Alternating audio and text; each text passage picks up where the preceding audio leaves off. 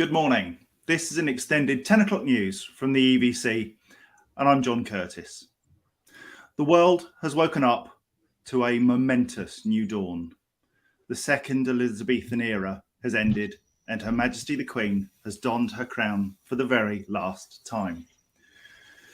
This morning, we take a few moments to reflect upon the impact of this iconic monarch and distill the wisdom from her greatness.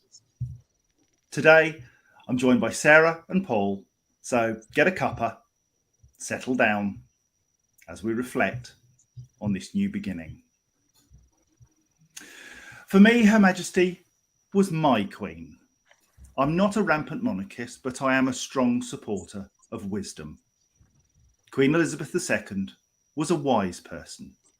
She was imperfect, but she remained calm and humble no matter the challenge. She saw 15 prime ministers, visited hundreds of countries, and touched the lives of millions of people globally. It was said that anyone who met the Queen left enriched by the experience. Elizabeth Alexandra Mary Windsor was an extraordinary people person. We would do well to emulate her in this sometimes harsh, unforgiving world. Duty was her watchword, duty to family, to country, and to us, her people, walking in the same space as she often did. She once remarked, when life seems hard, the courageous do not lie down and accept defeat. Instead, they are all the more determined to struggle for a better future. Today, each of us faces struggles. The world is not as we hope. We have choices to make, often difficult and challenging decisions to be made, but make them we must. Duty matters. People matter. Resilience matters. To Her Majesty, I humbly say thank you for your wisdom, your counsel, and your love. Sarah, do you have thoughts and reflections on Her Majesty? I do. I was in London yesterday, and when I heard the news, I think a lot of people did at the exact same time. We were on the train, and it just rippled through the carriage, just a great, great sadness. And of course, my phone absolutely blew up with people saying, "Oh my God, have you heard? This is happening. This is cancelled." And I think no matter what people say and how bitter they feel about things from the past, I think everybody today really should pay their respects to somebody, a woman, in fact, who has led very strongly with lots of people around her to support her decisions. And so that's, that beautiful thing you put on EV Café this morning. Thank you for doing that. What a wonderful photo of an incredibly strong leader. Paul, how about you? Do you know what? When I heard the news, I immediately felt emotional. It's a sad loss, and I know everybody is feeling this. My first reflection was of the Silver Jubilee in 1977, and I still have my cup at home that we got at school when I was 9 years old. And the Queen has been a constant in our lives. For the majority of our nation, they have never known anybody else. And, we can all reflect on the days where she perhaps didn't get it right, but there are so many more days where she absolutely captured the heart of this nation. Even in a very, very first speech, she acknowledged that there was a separation between, the monarchy and the sort of everyday people, I suppose, but wanted to bridge that gap. And, I was thinking, what is the Queen's sort of legacy to us, particularly as those of us that are focused on the future of our climate, of our world, of our nation, in every way, the hope is that we can do something positive. And she was caught speaking privately on a live stream saying, extraordinary, isn't it? I've been hearing all about COP, still don't know who's coming, no idea. We only know about the people that are not coming. It's really irritating when they talk, but they don't do.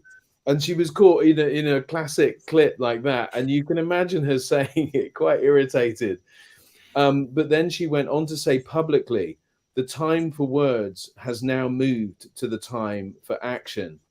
And that for me is what I will take away, that she was active in doing good and active for our climate positively by just living a better way. And that's what I will take away.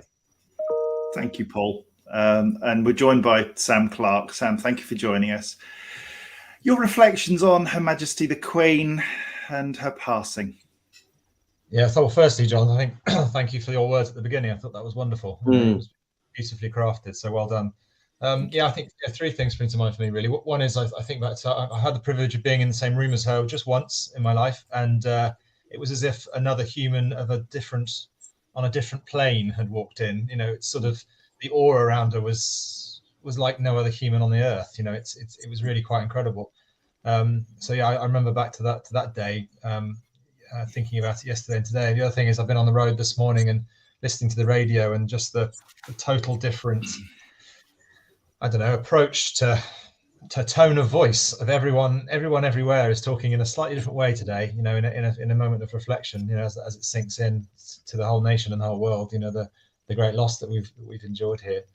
And then lastly, I think to Paul's point, really, I think it's in the best way she possibly could, her capacity to encourage people to get stuff done, is phenomenal, really. Given her position in the world, her stoic way in which she went about her business, and the fact that she did ride the horses, she did drive the cars, she did things, she got stuff done. She didn't just, she just gave that persona of someone that was willing to roll her sleeves up and get stuff done, despite being Her Majesty the Queen. I think was, is something that has certainly something that springs to mind when I think back to her tenure. So that's in the EV Café spirit. That's something we need to hold on to and get things done, and help continue to encourage other people to make meaningful changes in our lives. We can never be as impactful as Her Majesty, but in small ways as a collective we can certainly make a difference, and that's the most important thing, I think,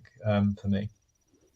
Wise words, Sam. Thank you all very much, because my instinct yesterday was to show a mark of respect by not doing today, and that was the wrong thing to do. Her Majesty the Queen was always on parade if she could be on parade, and it's right that we do the same. Yeah. Okay, back to the news. Fracking. This week has been devastating for the world of sustainability, in that His Majesty's government now seem intent on continuing to burn stuff in the short term as they reinstate fracking into the energy mix and seek to build more nuclear power plants in the longer term. Shale gas may be available from fracking operations within 6 months of planning being granted, but the announcement is significant as there is no new positive research on the safety of shale gas extraction since the decision to cease granting licenses over 3 years ago. Now, with this being an island nation with tidal, solar and wind energy, it's quite notable that we do what is deemed expedient rather than doing what is right. We hope that His Majesty is able to exercise some wisdom towards a clean, green energy system.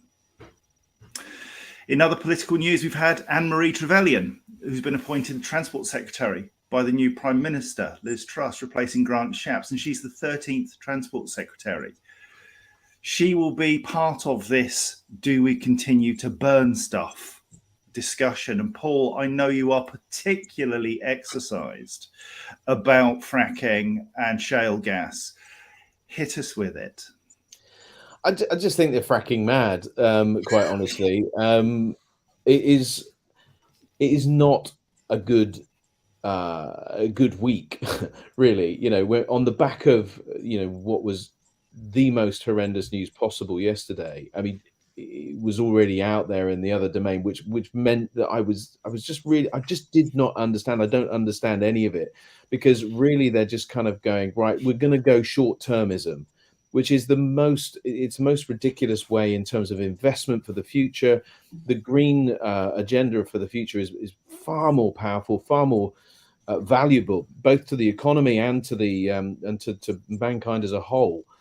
So I just think it's absolutely mad. And putting Jacob Rees-Mogg in, who has no sustainability credentials whatsoever. In fact, quite the opposite. It does make for a very dark day politically for the Green agenda. And you know, if Boris did anything, he at least came up with a 10-point plan and pointed all our faces towards this thing. And Liz Truss, quite honestly, has done the absolute reverse, and it is very annoying. I think the tone has changed. We've actually patted Boris Johnson on the back. Good grief. We're stressing it, but yeah.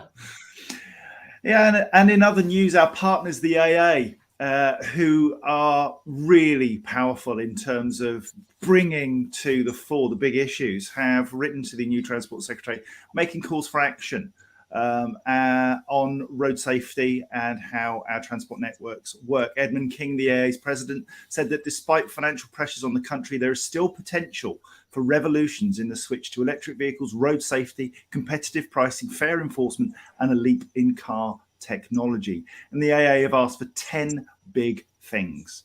Make the UK's roads safer, a surge in EV charging, boost for zero-emission vehicles, reform to smart motorways, the most bonkers thing I've ever seen on our roads.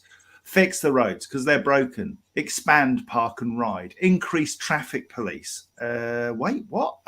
Fuel price transparency.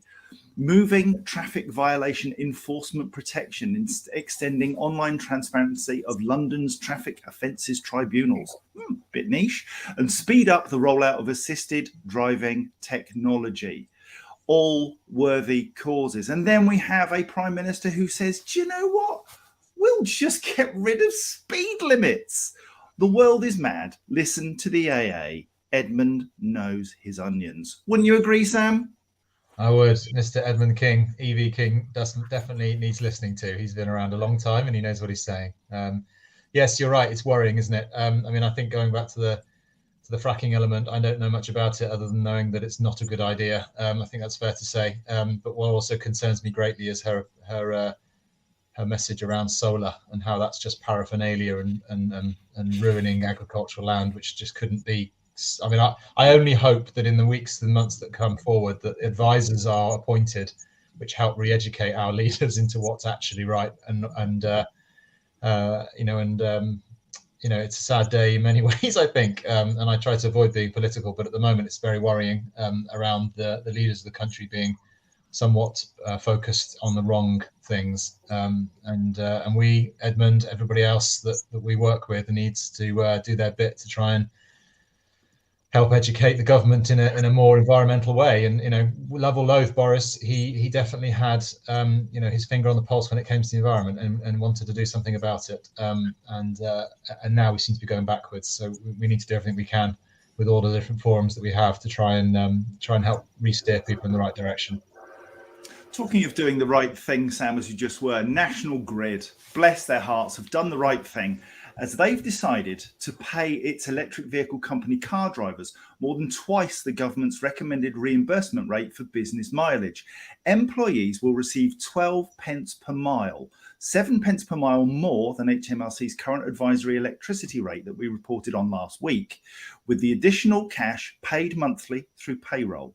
The increase will be backdated to April, when the energy price cap rose by 54% to ensure none of National Grid's 700 EV drivers are left short-changed. Sarah, that is a stunning piece of work by National Grid. Great friends of ours. Other businesses need to follow suit, don't they? They do. I remember sitting with Lorna having a cup of tea in her garden, and she was sort of mentioning, Lorna McAteer, then National Grid's fleet manager, mentioning about this idea she'd had and how sort of almost immoral it was that people were having to be paid less for what they ended up forking out, bearing in mind they're doing their jobs. So, I mean, it's just what a great day to say well done and thank you to a good friend of the EV Cafe and a good friend to each one of us. Well done, Lorna. And I hope that'll be inspirational. Great work by Transport and Energy and Alec Peachy by following up with the news on that. And I'm really glad you featured it today as well. So hopefully many other businesses will follow suit, giving confidence that a giant like that, not just Lorna, but the National Grid, can make it happen. Everybody else can look very carefully in the mirror at what they're asking their staff to do and what they're paying them. Thank you, Sarah. I understand that some people are having technical issues around audio and video not being synced and dropping out and so on. We apologise for that. We can only put it down to Sam's gorgeousness. Yeah, Right. breaking the lenses. Just hit refresh. That's North- better. Oh, yeah, much. Northamptonshire Police have taken delivery of a new fleet of hybrid motorcycles, and they're shouting about it. They use 50% less energy and they reduce emissions. Really? Hybrid? Seriously? We have fully electric bikes. What's going on? This shouldn't be applauded. This should be a step, but it's a small step. We need fully electric police bikes, police vehicles on the roads right now. Thank you very much. Now then, knowledge is power. Not even asking for comment. EV payment specialist Mina announced the launch of their EV Knowledge Hub. Now, this is important. Knowledge is power. And this is a collaborative space which shares expert advice and guidance to those wanting to learn more. I mean, clearly there's the EV Cafe. We can tell you all you want to know. But if you like to have all of your information in one place, go to Mina Energy's knowledge base. It is utterly stunning. So whap it into good old Google, Mina Energy EV Knowledge Hub, and you will find it. Now then, Ernst & Young, EY, as they are now trendily known, they have done a country readiness report on EVs that shows that demand continues to grow, with the UK ranked 5th out of the top 14 markets for electric vehicles. China's topped the position, no surprise. And the index looked at the preparedness of the top 14 vehicles for the arrival of EVs based on supply, demand, and regulation. Norway was a new entrant, which really surprised me. But what they found is that regulation is key. And whilst carrots are useful, it's the stick that really makes people make the change. And Randy Miller, great name. Randy Miller, who's the global advanced manufacturing and mobility leader at EY, says if countries want to reduce their emissions from vehicles and help meet climate targets through a move to EVs, then it's clear that regulation is absolutely key. Now then, we've got a Tory government who seem very hands-off, don't want to regulate. Is that a good thing? Paul? Listen, I've suddenly found a political bone in my body because I was none of the above and have been none of the above for a long time, but I'm definitely not this lot because of just this hands-off approach. You know, there is even now talk of the possibility of just kind of letting go on that 2030 commitment or the 2035. You know, do we need to extend it? What? Stop immediately. And legislation is going to have to kick in. We've talked about carrot and stick many times. There's a lot of carrot, or has been a lot of carrot. Obviously, the carrot has been reduced, particularly for cars, still there for vans at the minute, and for trucks as well. So some incentives around grants and stuff like that. But there will come a time where we need to start taking diesel vehicles off the road. You know, maybe scrappage, maybe another incentive, but then we've got air, you know, the clean air zones and things like that. Legislation is going to kick in to improve our air quality, to improve our overall quality of life, and to incentivize and really focus people on coming up with solutions for the problems. Thank you, Paul. Couple of comments. I'll come to you in just a second, Sam. Couple of comments in the chat box. One from Andrew Stead on LinkedIn saying, love Mina. Who doesn't? And frankly, yes, we're all in agreement that Mina have done some great things in pulling that information together. And Jack Thompson, also from LinkedIn, can't understand why the police aren't using Zero Motorcycles brand. Powerful, fast, fully EV. Couldn't agree with you. Sam, couldn't agree with you more even. More. Sam. Zero motorcycles are great, but they do need CCS so that the police be able to charge fast. But anyway, I'm actually having to put my hand up on Paul's point around government. I need to go and speak to him. So I'm 5 minutes late already.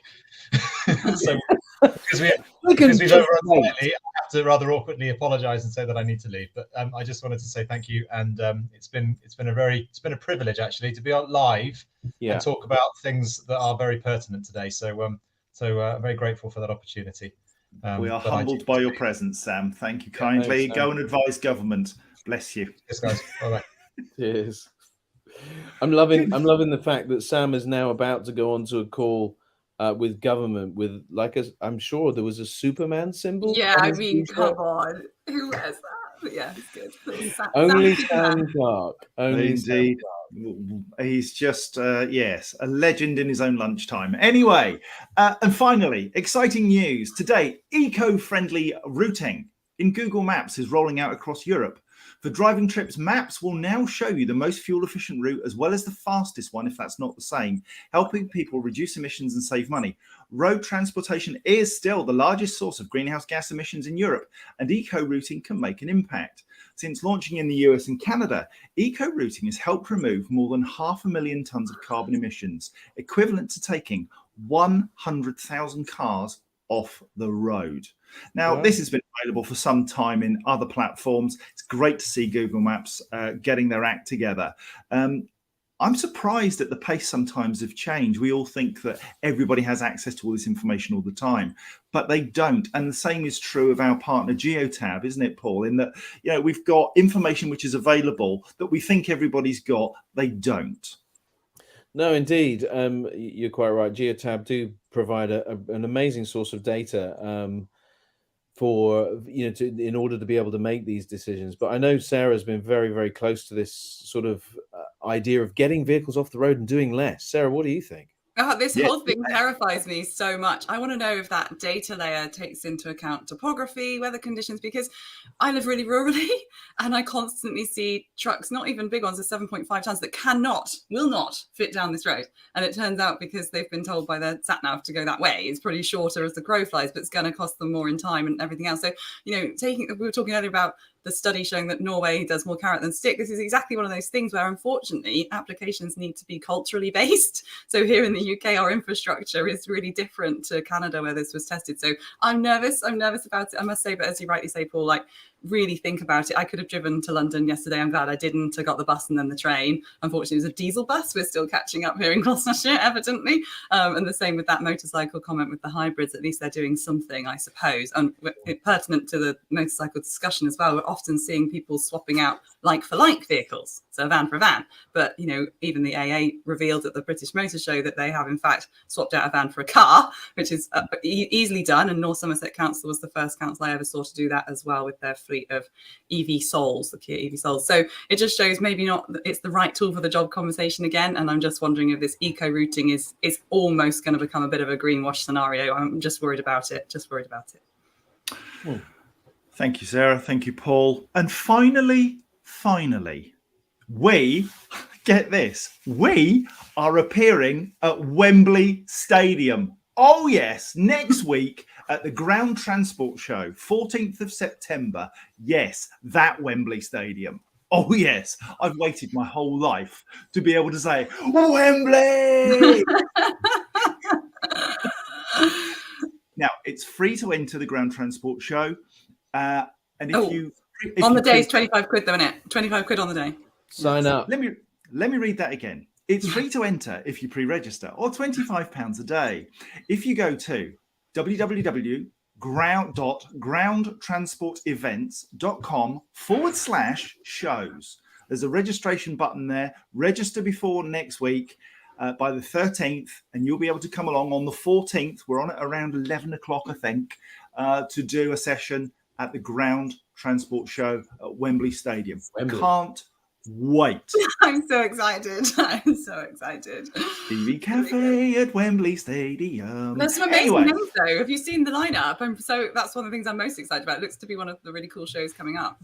Let's say 700 registrants so far, 45 exhibitors, all around sustainability, basically talking to private hire, taxi and chauffeur markets at the moment, looking to expand, moving into logistics, maybe, who knows, can't say, nod, wink, aye, could be all that stuff. So really, really great show, and they're a fabulous team to work with.